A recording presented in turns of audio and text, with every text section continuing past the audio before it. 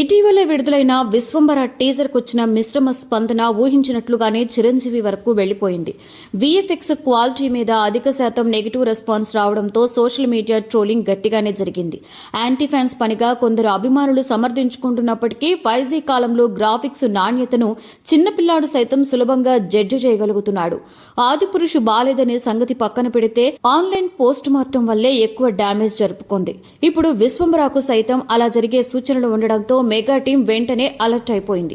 అంతర్గత సమాచారం మేరకు పొరపాటు ఎక్కడ జరిగిందో తెలుసుకునే పనిని చిరంజీవే స్వయంగా పర్యవేక్షిస్తున్నారట. బోళాశంకర్ డిజాస్టర్ తర్వాత అదే పనిగా ఇంత గ్యాప్ తీసుకుని కళ్యాణ్ కృష్ణకి ఓకే చెప్పిన సినిమాని వదులుకొని మరీ విశ్వంబర్కి ఓటేశారు మెగాస్టార్.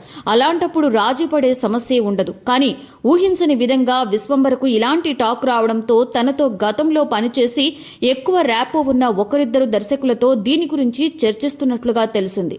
వశిష్ఠకు ఇబ్బంది లేకుండా ఏం చేస్తే బాగుంటుంది అనే దాని మీద చోటాకే నాయుడు సైతం వీటిలో పాల్గొంటున్నారట.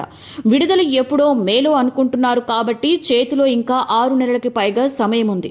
1కి 10 సార్లు అవుట్పుట్ చెక్ చేసుకోవచ్చు. షూటింగ్ దాదాపుగా అయిపోయింది కనుక టెన్షన్ లేదు. ఒక క్రమ పద్ధతి ప్రకారం అన్ని సర్దుబాటు చేయొచ్చు.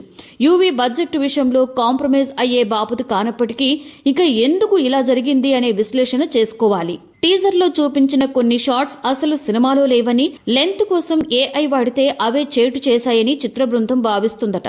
ఈ డ్యామేజ్ తగ్గాలి అంటే ట్రైలర్తో సరిచేయాలి. రిలీజ్ దూరంలో ఉంది కనుక వెయిటింగ్ తప్ప వేరే ఆప్షన్ లేదు.